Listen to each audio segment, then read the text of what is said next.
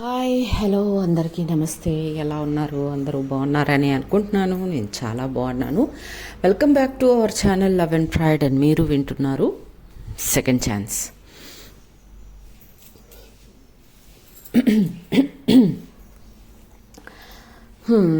Back pain ఇంకా ఉంది, పూర్తిగా తగ్గలేదు. బట్ స్టిల్ ఈ రోజుతో ఈ సిరీస్ని ఎండ్ చేయాలనుకుంటున్నాను. నేను నిన్ననే చెప్పాను that tomorrow will be the last episode అని. సో ఈరోజు లాస్ట్ ఎపిసోడ్. అండ్ ఎందుకంటే మళ్ళీ చెప్పాను కదా, రేపు ఒక్కరోజు రెస్ట్ తీసుకొని ఎల్లుండి హైదరాబాద్ బయలుదేరాలి. మ్యాక్సిమం ఈ పెయిన్ ఇలానే ఉంటే నేను వెళ్ళను. పెయిన్ లేకపోతే ఆపరేషన్ హైదరాబాద్లో కాబట్టి వెళ్ళాల్సి ఉంటుంది. అండ్ ఆపరేషన్ తర్వాత బాబుతోటే సరిపోతుంది. సో ఎప్పుడు మళ్ళీ నేను మీకు గెట్ బ్యాక్ అవుతాను అనేది నాకైతే ఐడియా లేదు. అండ్ ఏ స్టోరీ కూడా ప్రస్తుతానికి నా మైండ్లో లేదు.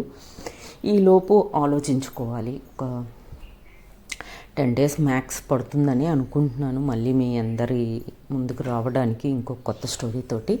అందరూ అర్థం చేసుకుంటారని అనుకుంటున్నాను. Okay, and yeah, let us get into the story. And అందరికీ ఈ స్టోరీని ఎంకరేజ్ చేసినందుకు చాలా చాలా చాలా thank you very much. Okay then ఇంకా స్టోరీలోకి వెళ్ళిపోదాం. సో ప్రీవియస్ ఎపిసోడ్లో మనం ఏం చూసాము అంటే, పద్దు చాలా ధైర్యంగా వాళ్ళ ఆఫీస్లో అందరినీ ఎదుర్కొంటుంది. చాలా మంచి ఫైర్లో ఉంటుంది. అసలు ఎవరు మీరు నన్ను అడగడానికి, అది నా పర్సనల్ లైఫ్, మీకు ప్రొఫెషనల్గా ఏదైనా ప్రాబ్లం ఉంటే చెప్పండి, కానీ పర్సనల్ లైఫ్లో నేను ఏం చేసుకుంటే మీకేంటి అని ఫైర్ ఆఫీస్లో కనపడుతుందనమాట. ఇంకా అక్కడి నుంచి వచ్చిన తర్వాత ఇంకా కూతురు వల్లికి ఏం చేయాలో అర్థం కాక కూతురుకు పంపిస్తుంది. అవి కూతురు ఇంటికి వచ్చి నెక్స్ట్ డే మార్నింగ్ కూతురు గొడవ పెట్టుకోవడం మొదలు పెడుతుంది అనమాట. మొదలు పెట్టంగానే కూతుర్ని కూడా అలానే, అది నా సొంత విషయం, ఆవిడికి నీకు ఏంటి సంబంధం, తనకు కూడా లెఫ్ట్ అండ్ రైట్ ఇచ్చి పడేస్తుంది అనమాట కూతురికి కూడా పొత్తు. సో దానికి వాళ్ళ అబ్బాయి కూడా సపోర్ట్ చేస్తాడు. అవును, అమ్మ చేసిన దాంట్లో ఏం తప్పు లేదు అని చెప్పి. సో వాట్ నెక్స్ట్, పద్దు వాళ్ళ డాటర్ వెళ్ళిపోగానే రుబీకి ఫోన్ చేస్తుంది పద్దు. ఫోన్ చేసి వెరీ సీరియస్గా చెప్పుద్ది అనమాట, చూడు మా ఇంట్లో ఇప్పుడు నేను నిన్ను కలవడానికి వచ్చాను అనేది మా ఇంట్లో కూడా, ఆఫీస్లోనే కాదు ఇప్పుడు ఇంట్లో కూడా తెలిసిపోయింది. మా అబ్బాయికి ఆల్రెడీ తెలుసు, బట్ ఇప్పుడు పొద్దున్నే మా అమ్మాయి వచ్చింది నాతో గొడవ పెట్టుకోవడానికి. సో రేపు నా కూతురు పెళ్ళి, నీకు ఆల్రెడీ చెప్పాను, ఇన్విటేషన్ కూడా ఇచ్చాను, ఇన్వైట్ కూడా చేశాను, కాబట్టి నువ్వు ఖచ్చితంగా వస్తున్నావు అని చెప్పి అంటుంటే ఈలోపు పక్క నుంచి పొద్దు వాళ్ళ అబ్బాయి కూడా, ఆంటీ నేను పర్సనల్గా అక్క మ్యారేజ్కి ఇన్వైట్ చేస్తున్నాను, మీరు ఖచ్చితంగా రావాలి అని చెప్పి అంటాడనమాట. అనగానే రుబీ ఓకే బెట్టా అని చెప్పుద్ది. అని ఓకే ఆంటీ నేను బయలుదేరుతున్నాను, మీరు ఈరోజు ఈవినింగ్ కల్లా వచ్చేస్తారుగా, సాయంత్రం కలుద్దాం ఆంటీ బాయ్ అని చెప్పేసి వెళ్ళిపోతాడనమాట. తర్వాత పద్దు మాట్లాడుతుంది రుబీతోటి, చూడు నేను ఇక ఎలానో ఈ టాపిక్ అనేది స్టార్ట్ అయిపోయింది, ఆఫీస్లో స్టార్ట్ అయిపోయింది, ఇంట్లో కూడా స్టార్ట్ అయిపోయింది, కాబట్టి ఇది ఇక్కడే ఎండ్ చేయదలుచుకోలేదు. ఇది అందరికీ ఓపెన్గా నేను మాట్లాడదాం అనుకుంటున్నాను, కాబట్టి నువ్వు నా పక్కన ఉంటే నాకు ధైర్యం ఉంటుంది. సో ప్లీజ్ బయలుదేరిరా. సరే కూతురు పెళ్ళి కోసం కాదు, మన ప్రాబ్లం సాల్వ్ చేసుకోవడానికైనా నువ్వు బయలుదేరి వస్తే ఈ విషయాన్ని మాట్లాడి తేల్చేద్దాము అని చెప్పంటదనమాట. అప్పుడు రుబీ, కూతురు పెళ్లి రోజే ఎందుకు, ఒకరోజు 2 రోజులు ఆగిన తర్వాత పెట్టుకోవచ్చు కదా అంటే, లేదు నా కూతురు సంగతి నాకు బాగా తెలుసు, ఖచ్చితంగా దీన్ని ఒక సీన్ చేస్తుంది రేపు. సో అలా చేసినప్పుడు మనం దాన్ని మాట్లాడేస్తే ఆ టాపిక్ అక్కడితో ఆగిపోతుంది. సో కాబట్టి నువ్వు నా కూతురు పెళ్ళికి రాకు, కానీ నాకు ధైర్యం, నేను మాట్లాడడానికి నువ్వు నా పక్కన ఉంటే నాకు చాలా ధైర్యంగా ఉంటుంది, నా ధైర్యం కోసం నువ్వు రా ప్లీజ్ అని రిక్వెస్ట్ చేస్తుంది అనమాట. అనగానే సరే నేను నీ పక్కనుంటే నీకు ధైర్యం అంటున్నావు కాబట్టి ఖచ్చితంగా ఇప్పుడు బయలుదేరుతాను, 1 గంటలో నేను బయలుదేరుతాను అని చెప్పి అంటదనమాట. అనగానే థ్యాంక్ యూ అని చెప్పేసి తను కాల్ కట్ చేసేస్తుంది. కాల్ కట్ చేసేసిన తర్వాత రుబీ వాళ్ళ ఇంటికి ఫోన్ చేసి ఇలా పొద్దు వాళ్ళ డాటర్ మ్యారేజ్ ఉంది రేపు, సో వెళ్తున్నాను, అలానే అక్కడ కూడా వాళ్ళ పేరెంట్స్తో అంతా మాట్లాడడానికి వెళ్తున్నాము అనే క్లారిటీ వాళ్ళ పేరెంట్స్కి ఇచ్చేస్తుంది అనమాట. అనగానే సరే అమ్మ అవసరమైతే చెప్పు మేము కూడా వస్తాము అంటారు వాళ్ళు. అంటే అవసరం ఉండదు నాన్న, పొద్దు అన్నీ చూసుకుంటుంది, పొద్దు వల్ల కాకపోతే నేను సరిపోతాను అని చెప్పి అంటారు అనమాట. అని సరే అని చెప్పి ఇంకా బయలుదేరిపోతుంది, లంచ్ చేసుకొని ఇంకా బయలుదేరుతుంది. బయలుదేరితే ఈవినింగ్ కల్లా పొద్దు వాళ్ళ ఇంటికి వచ్చేస్తుంది రుబీ. సో పొద్దు వాళ్ళ అబ్బాయికి ఫోన్ చేస్తుంది అనమాట. ఆంటీ పలానా టైం కల్లా వచ్చేస్తారా, ఈ రోజుకి కొంచెం త్వరగా వచ్చేవా అని చెప్పి అంటదనమాట. అనగానే సరే అమ్మ వచ్చేస్తాను ఎర్లీగా అని చెప్పేసి వాడు కూడా బయలుదేరి రుబీ వచ్చేలోపు ఆ అబ్బాయి కూడా వచ్చేస్తాడనమాట. ఇంకా ముగ్గురు కలిసి తను రాగానే పలకరించి వాటర్ అవి ఇవి తాగిన తర్వాత తను ఫ్రెష్ అయ్యి వచ్చేసరికి డిన్నర్ రెడీ చేస్తుంది పొద్దు. అండ్ ముగ్గురు కూర్చొని డిన్నర్ చేస్తూ ఉంటారనమాట.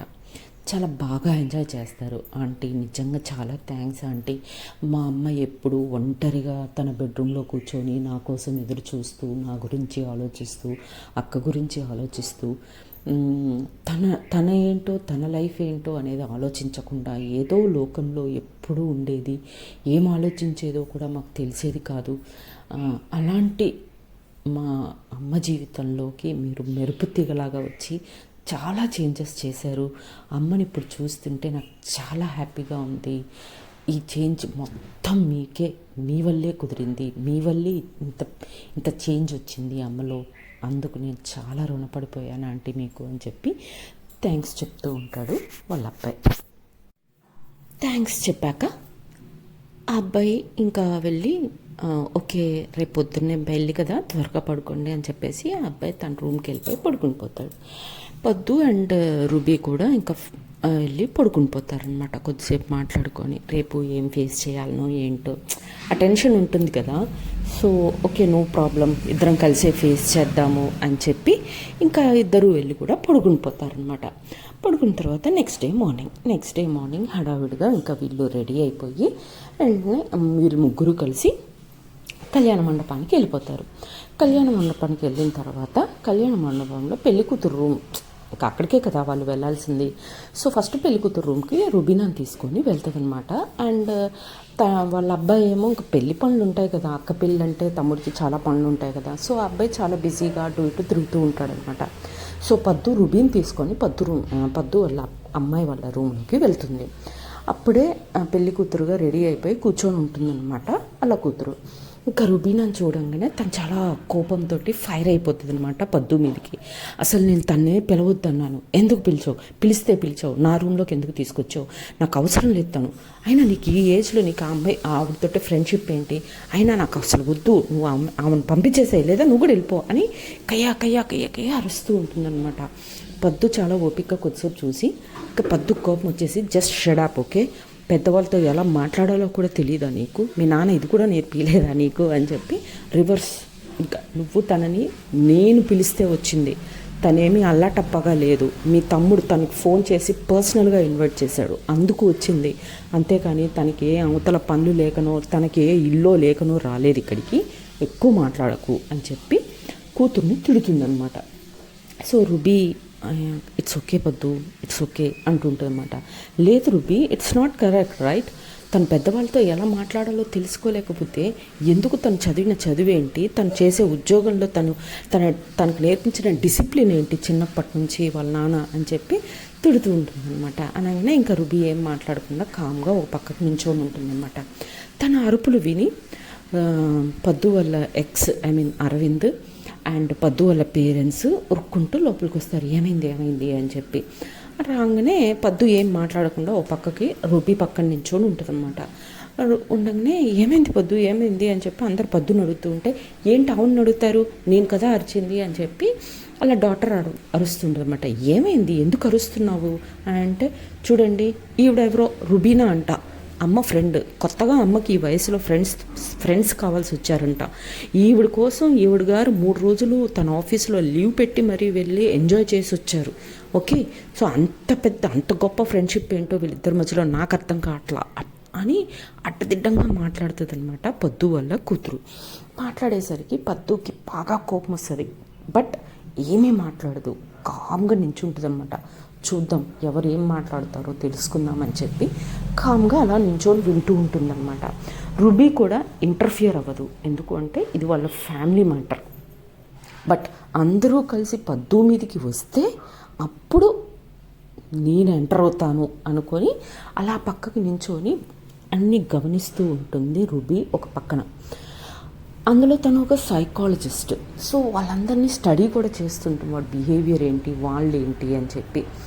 ఇంకా అలా నించొని చూస్తూ ఉంటే ఈలోపు పద్దు వాళ్ళ పేరెంట్స్ కూడా, ఏంటి పద్దు ఇది, నీకు ఈ వయసులో ఫ్రెండ్షిప్ ఏంటి, అయినా నేనెప్పుడు ఇట్లాంటివి నేర్పించలేదే, మేము ఇలాంటివన్నీ నీకు చెప్పి పెంచలేదే, నువ్వేంటి కొత్తగా ఊర్లు దాటి వెళ్తున్నావంట, చాలా తెలుస్తున్నాయి, నీకు ఆ ఉద్యోగమే అవసరం లేదని చెప్పాము, సరే చేస్తున్నావు, ఏదో నీ టైంపాస్ కోసం చేస్తున్నావని మేము కూడా ఊరుకుంటాము, ఏంటి ఈ మధ్య ఊర్లు వెళ్తున్నావంట, రోజులు గడిపేస్తున్నావంట, ఏమనుకుంటున్నావు నువ్వు, అది ఇది అని వాళ్ళ పేరెంట్స్ కూడా అస్సలు నోటికి ఎంత వస్తే అంత మాటలు మాట్లాడుతూ ఉంటారన్నమాట.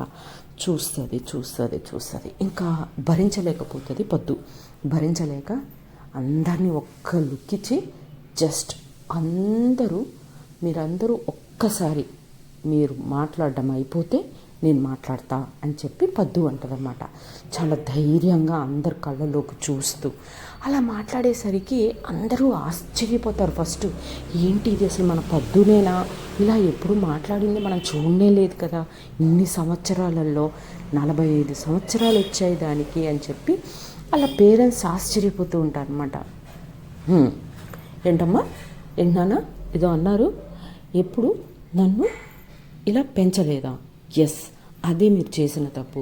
ఏనా చిన్నప్పటి నుంచి ఒంటిల్లు, దేవుడి గది, స్కూలు, ఇల్లు, మ్యూజిక్ క్లాస్ తప్ప వేరే ప్రపంచాన్ని నాకు తెలియనిచ్చారా మీరు?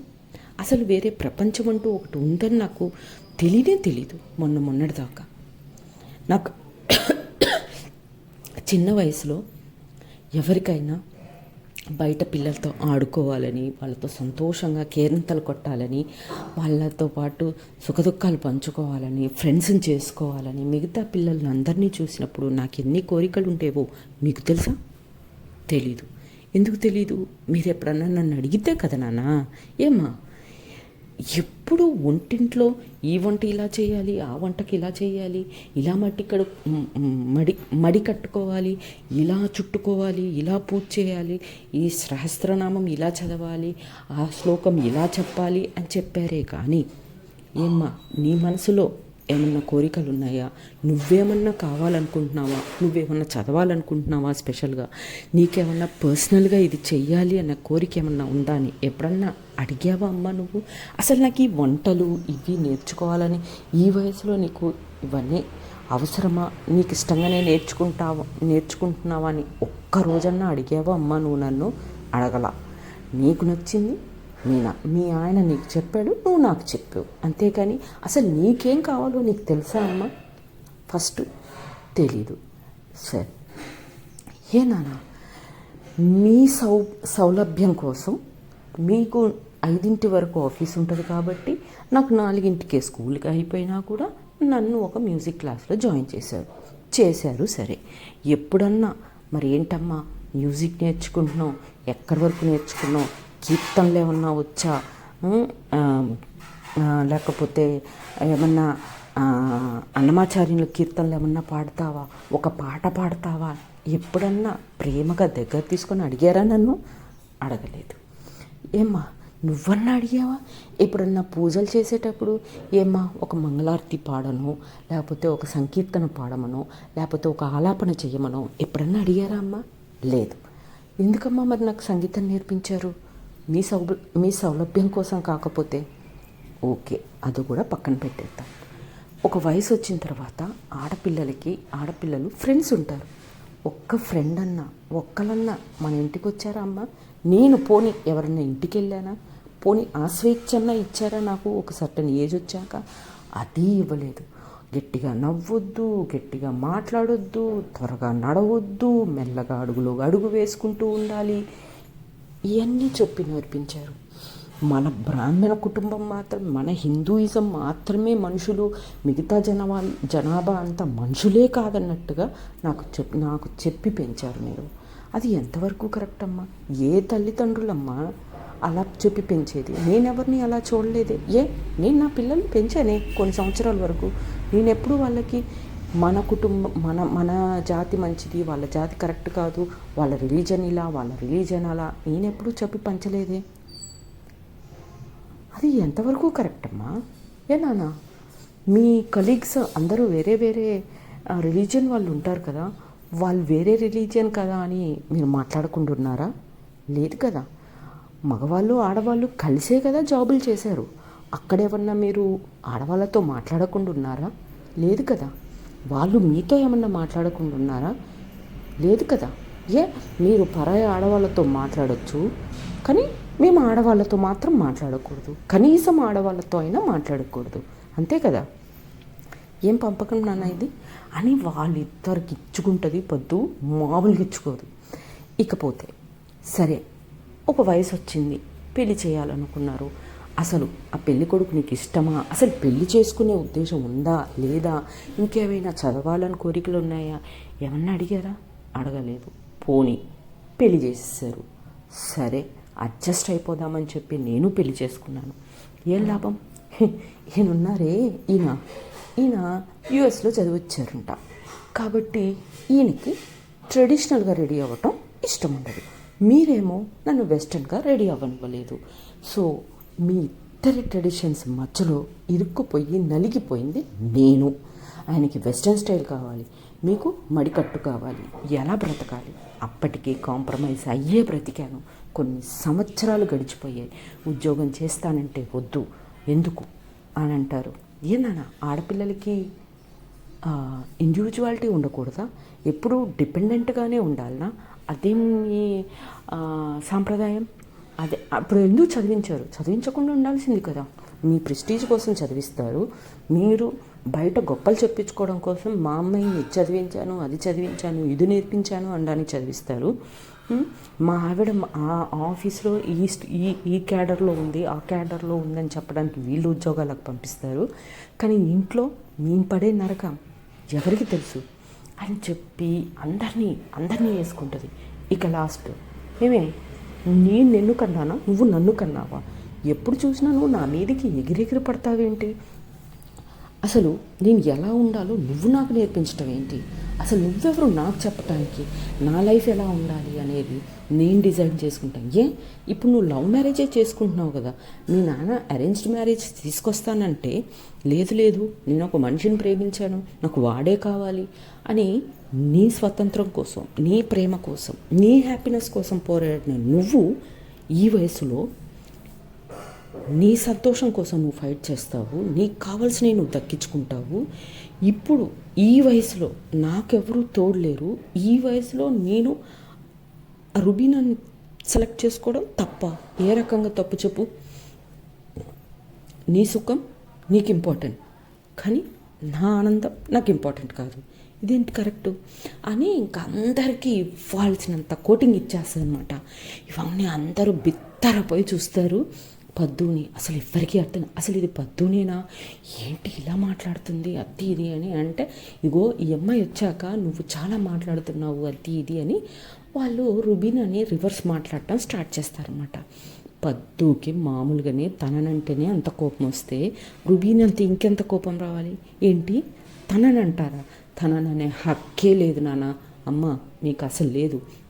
నువ్వు గిత్తి తప్పిల్లవి, నువ్వు తన అనే అంత దానువా? తను ఎవరో తెలుసా? తన సైకాలజిస్ట్. ఓకే, మీ మనసులలో మీ ఆలోచనలు ఏంటో ప్రతిదీ తనకి తెలుసు. తను ఇందాక నుంచి అక్కడ పిచ్చిదానిలా నించుంది అనుకుంటున్నారా? మీరు పిచ్చోళ్ళు. మీ మెంటాలిటీస్ ఏంటి, మీ ఆలోచన విధానం ఏంటి అనేది పూసగొచ్చినట్టు తనకి ఇప్పుడు తెలిసిపోయింది. అంత ఇంటెలిజెంట్ తను. బట్ స్టిల్ చాలా డౌన్ టు ఎర్త్ ఉంటుంది అంటే అది నా మీద ఉన్న రెస్పెక్ట్ తోటి.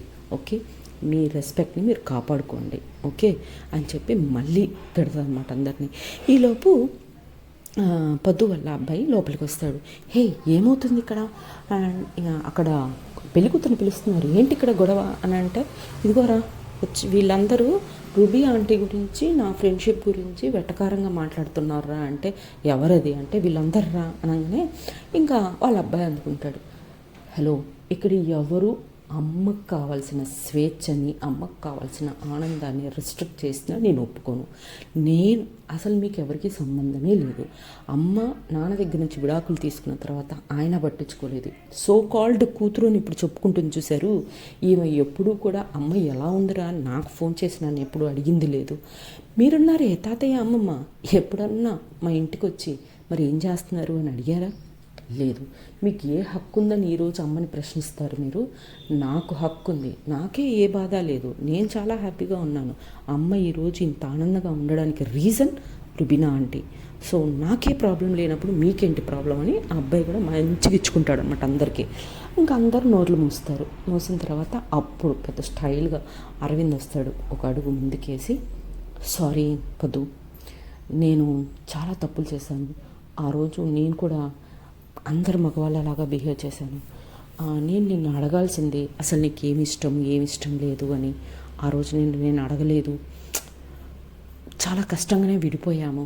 బట్ ఇప్పుడు నువ్వు ఆ మేడం గారితో నువ్వు హ్యాపీగా ఉన్నావు అంటే ఐఎమ్ ఓకే విత్ ఇట్, నాకేం ప్రాబ్లం లేదు అని అంటాడనమాట. అనగానే పద్దు, హలో మిస్టర్ అరవింద్, నేను మీ పర్మిషన్ అడగట్లేదు ఓకే. అసలు మీరెవరు నాకు పర్మిషన్ ఇవ్వడానికి, నేను తనతో హ్యాపీగా ఉండడానికి నాకేం ప్రాబ్లం లేదని చెప్పడానికి మీరెవరు? అసలు మీకు నాకు బంధం విరిగిపోయి 5 సంవత్సరాల పైన అవుతుంది ఓకే. మీరు మీ పర్మిషన్ కోసం నేను ఇదంతా చెప్పలేదు, మీకు ఇన్ఫర్మేషన్ ఇచ్చాను అంతే తప్ప నేను తనతో ఉంటానా, తను నాతో ఉంటుందా, మేమిద్దరం దూరంగా ఉండి మా ఇద్దరి మధ్యలో ఆ ఫ్రెండ్షిప్ని అలా మెయింటైన్ చేస్తామా అనేది అది మా ఇష్టం. మీ సలహా అడగలేదు, మీ పర్మిషను అడగలేదు ఓకే. సో ప్లీజ్ అని చెప్పొద్దు అనమాట. అనగానే మళ్ళీ షాక్ అవుతారు అందరూ, వాము ఇంత చేంజ్ అవ్వద్దులో అనుకొని. ఇంకా సరే అని చెప్పి, సరే ఓకే ఐఎమ్ సారీ బట్ ఒక్క రిక్వెస్ట్ చేస్తాను అని అంటాడు అరవింద్. ఏంటి అనగానే, లేదు మన అమ్మాయి పెళ్ళి కదా, ప్రస్తుతానికి ఏ గొడవలు లేకుండా అమ్మాయి పెళ్ళి అయ్యేదాకా ప్లీజ్ కొంచెం అడ్జస్ట్ చేసుకో అని అంటాడనమాట. అనగానే పద్దు ఒక్కసారి రుబీ వైపు చూస్తుంది. చూడంగానే ruby, it's okay I can understand అని అంటుంది అనమాట. అనగానే సరే అంటది పద్దు. ఇంకప్పుడు పెళ్ళి స్టార్ట్ అయిపోతుంది, పెళ్ళి అయిపోతుంది. ఇంక ఎవరింటికి వాళ్ళు వెళ్ళిపోతారనమాట. వెళ్ళిపోయిన తర్వాత పద్దు, రుబీ అండ్ పద్దు వాళ్ళ అబ్బాయి వాళ్ళ ఇంటికి వచ్చేస్తారు. ఇంటికి వచ్చిన తర్వాత కొద్దిసేపు ముగ్గురు కూర్చొని మాట్లాడుకుంటారు అనమాట. మాట్లాడుకున్నప్పుడు వాళ్ళ అబ్బాయి అంటాడు, ఓకే మరి అందరికీ మీ ఫ్రెండ్షిప్ గురించి మీరు ఎలా ఉండాలి ఫ్యూచర్లో చెప్పేశారు, మరి ఫ్యూచర్లో మీరు ఎలా ఉండాలనుకుంటున్నారు అనేది మీకు కూడా ఒక ఐడియా ఉండాలి కదా, మరి ఏమనుకుంటున్నారు అని అడుగుతాడనమాట. అడగగానే రుబీ అండ్ పద్దు, ఏమో ఇంకా ఏమీ ఆలోచించుకోలేదు, చూద్దాం అని అంటాడనమాట. సరే ఏదైనా ఈ నైట్ మొత్తం ఆలోచించుకొని రేపు నాకు చెప్పండి, నేను పడుకుంటాను, నేను బాగా అలసిపోయాను అని చెప్పేసి అంటాడనమాట. సరే అని చెప్పేసి వాళ్ళు కూడా గుడ్ నైట్ చెప్పగానే సరే అని వెళ్ళిపోతాడు అబ్బాయి పడుకోవడానికి. ఇంకప్పుడు పద్దు చెయ్యి పట్టుకొని రుబీ చెయ్యి పట్టుకొని పద్దు రుబీ షోల్డర్ మీద తన తల వాల్చి అలా పడుకొని, చెప్పు నేనేమన్నా తప్పుగా మాట్లాడానా రుబీ అని అంటే, లేదు నాకు చాలా గర్వంగా ఉంది, నువ్వు మాట్లాడుతున్నప్పుడు చాలా ప్రౌడ్గా ఫీల్ అయ్యాను నిన్ను చూసి, నాకు చాలా హ్యాపీగా ఉంది అని చెప్పి తన ఫోర్ హెడ్ మీద కిస్ చేస్తుంది అనమాట రుబీ. చేసిన తర్వాత సరే ఇప్పుడు మరి మన నెక్స్ట్ ప్లాన్ ఏంటి మరి అని అడుగుతుంది అనమాట. అనగానే రుబీ ఒక ప్లాన్ చెప్తుంది. సో అది ఏంటి అనేది చూద్దాం. So next day morning Aravind ఇంకా బ్రేక్ఫాస్ట్ రెడీ చేస్తారు, ముగ్గురు కలిసి బ్రేక్ఫాస్ట్ చేస్తూ ఉంటారు అనమాట. అప్పుడు అరవింద్ వచ్చి, గుడ్ మార్నింగ్ గాయ్స్, ఓకే ఇంతకీ మరి ఏమనుకున్నారు అని అంటే, వీ హ్యావ్ ఎ ప్లాన్ అని చెప్పి ఆ ప్లాన్ ఏంటి అనేది ఆ అబ్బాయికి ఎక్స్ప్లెయిన్ చేస్తారనమాట. చెప్పగానే wow great all the best okay అని చెప్పి ఇంకా ముగ్గురు కలిసి మంచిగా మామూలుగా మాట్లాడుకుంటూ కబుర్లు చెప్పుకొని టిఫిన్ చేసేసిన తర్వాత okay aunty see you in the evening okay నేను వెళ్తాను ఆఫీస్కి అని చెప్పేసి అబ్బాయి వెళ్ళిపోతాడనమాట. ఇంకా వీళ్ళు కూడా ఫ్రెష్ అయిపోయి పొద్దు ఆఫీస్కి వెళ్తారు ఇద్దరు కలిసి. వెళ్ళిన తర్వాత అందరూ ఆశ్చర్యంగా చూస్తారనమాట ఇద్దరిని. వీళ్ళు మీ అమ్మాయి ఫోటోలో ఉన్న ఆవిడే కదా. వల్లి అయితే షాక్ అయిపోతుంది, నేనేదో చేద్దాం అనుకుంటే ఇక్కడ ఏదో అయ్యిందనుకొని. ఇంకా వల్లిని చూసుకుంటూ నవ్వుకుంటూ అందరికీ స్మైల్ ఇచ్చుకుంటూ, చాలు మీరందరూ ఫోటోలో చూశారు కదా, ఆ లేడీనే ఈవిడ, షీస్ మై బెస్టీ అని చెప్పేసి అయిపోయింది కదా చూడటం, ఇంకా మీ పనులు మీరు చూసుకోండి, తర్వాత చాలా ఉన్నాయి అని చెప్పేసి చెప్పుద్ది అనమాట. అనగానే ఓకే ఓకే అనుకుంటే ఎవరి వరకు వాళ్ళు అటు తొంగి చూసుకుంటూ చేస్తూ ఉంటారు అనమాట. వల్లి అయితే షాక్లో ఉంటుంది. ఇంకా ఆ తర్వాత డైరెక్ట్గా బాస్ రూమ్లోకి వెళ్తారు. బాస్ రూమ్లోకి వెళ్ళగానే హే గుడ్ మార్నింగ్ పొద్దు, మ్యామ్ కమిన్ అని అంటన్నమాట. అనగానే వెళ్ళగానే వెనకాలే రుబీ కూడా ప్లీజ్ కమ్ అని చెప్పి రుబీని కూడా లోపలికి తీసుకెళ్తుంది అనమాట. తీసుకెళ్ళగానే ఈ మేడం ఎవరు, బట్ ఫస్ట్ మీరు కూర్చోండి అని చెప్పి ఆఫర్ చేస్తారు సీట్. ఇద్దరు కూర్చుంటారు. కూర్చున్న తర్వాత తను ఎక్కడో చూసినట్టుందమ్మా అంటే, ఎస్ సార్ లాస్ట్ వీకే మీరు ఆ అమ్మాయిని ఫొటోస్లో చూసి నన్ను క్వశ్చన్స్ కూడా అడిగారు అంటే, ఓ యా మీ ఫ్రెండ్ అన్నావు కదా, యా చెప్పండి అనగానే, అవును సార్ తను లేకపోతే నేను లేను, నేను లేకపోతే తను లేదు, మాది ఒక స్పెషల్ బాండ్ సార్, మేమిద్దరం మీకు నేను ఒక 2 ఆఫర్లు ఇద్దాం అనుకుంటున్నాను సార్ అంటదనమాట. షాక్ అయిపోతాడని, నాకు ఆఫర్ ఇస్తారా ఏంటమ్మా అంటే, మీరు ఈ ప్రోగ్రామ్ స్టార్ట్ చేయడానికి నాకు ఒక యూట్యూబ్ ఛానల్ రా ఫ్యాక్ట్స్ అని పరిచయం చేశారు, గుర్తుందా అంటే, అవును వెరీ గుడ్ ఛానల్ అని అప్రిషియేట్ చేస్తుంటాడు ఛానల్ని. ఆ ఛానల్ ఓనర్ తనే సార్, రుబీనా అనగానే షాక్ అవుతాడు ఆయన. ఓ రియల్లీ మీ ఎఫర్ట్స్ చాలా బాగుంటాయి మేడం అని అంటే, ఎస్ ఆ ఎఫర్ట్స్ ఇప్పుడు మన కంపెనీకి వర్క్ చేస్తే ఎలా ఉంటుంది సార్ అని అడుగుతుందనమాట. వాట్ అనగానే, అవును సార్ ఇప్పుడు ఆఫర్ ఏంటంటే సార్, నేను కలిసి ఈ ప్రోగ్రామ్ని ముందుకు తీసుకెళ్తాం, మాకు ఇంకెవరూ అవసరం లేదు, ఎందుకంటే తను సింగిల్ హ్యాండెడ్గా తన యూట్యూబ్ ఛానల్ని రన్ చేసుకోగలుగుతుంది అంటే మన ఛానల్ని తను రన్ చేయగలదు సింగిల్ హ్యాండ్గా. ఎందుకంటే కెమెరామెన్, స్క్రిప్ట్ రైటింగ్ అన్నీ తనే సార్, ఒక యాంకరింగ్ మాత్రమే నేను చేస్తాను. సో మేము చూసుకుంటాము, మాకు ఎవరితో మీకు కూడా కాస్ట్ తగ్గిపోతుంది చూసుకోండి. లేదు అట్లా కుదరదమ్మా, వేరే కొత్తగా ఇప్పుడు రిక్రూట్ చేసుకోవడాలు అట్ట ఏమి లేవు అంటే చెప్పండి, నేనే మీకు రిసిగ్నేషన్ ఇచ్చేసి తనతో పాటు వెళ్ళిపోతాను అని చెప్పి 2 ఆఫర్లు ఇస్తుంది అనమాట. ఇంకా చేసేదేముంటుంది, ఈ చాయిస్ మీ ఆలోచనలకే వదిలేస్తున్నా, నిజంగా మీ ఆలోచనలకే వదిలేస్తున్నా, మీరే ఆలోచించుకోండి ఆ బాస్ ఏం చెప్పుంటాడు అని. ఇంకా ఇద్దరు సరదాగా బయటకు వచ్చేసి అందరికీ హాయ్ బాయ్, ఇప్పటికీ బాయ్ అని చెప్పేసి పోతూ ఉంటారు అనమాట. ఇప్పటికీ బాయ్ అర్థం చేసుకోండి అని చెప్పి స్ట్రైట్గా రుబీ వల్లి దగ్గరికి వెళ్ళి, మీరు వల్లి కదా అని అంటదన్నమాట. అవును మేడం అనగానే, చూడండి మీరు ఎదగాలంటే మీరు కష్టపడాలి, పక్కన వాళ్ళ మీద కాదు. పక్కన వాళ్ళు ఏం చేస్తున్నారు, వాళ్ళని ఎలా కాలుపట్టి కిందికి లాగడం అని ప్రయత్నించేదానికంటే మీరు ఒక మెట్టు ఎక్కడానికి కష్టపడండి, ఒక కాలు పట్టుకొని లాగడానికి కాదు. ఓకే, అప్పుడు మీరు ఎదుగుతారు. మీరు పద్దు మీద పెట్టిన ఆ ప్రయత్నము, ఆ కష్టము, ఆ డబ్బు మీరు ఎదగడానికి పెట్టుంటే నాకు తెలిసి మీరు ఇప్పుడు ఒక మంచి పొజిషన్లో ఉండేవారు అని చెప్పి తన్ని ఏడిపించినట్టుగా మాట్లాడుతుంది అనమాట, ఎక్కడో కూర్చున్నట్టుగా. అప్పుడు వల్లికి అర్థమైపోద్ది తను చేసిన తప్పేంటో. అర్థమైపోయి ఓకే రేపు కలుద్దాం గాయస్ అనుకుంటూ హ్యాపీగా వీళ్ళిద్దరూ ఒకరి చేయి ఒకరు పట్టుకొని వెళ్ళిపోతారు. ఇక్కడ ది ఎండ్, చాలా హ్యాపీ లైఫ్ అనమాట. సో ఇక్కడితోటి ఈ స్టోరీ ఎండ్ అవుతుంది. హోప్ అందరికీ ఈ స్టోరీ నచ్చుందని అనుకుంటున్నాను.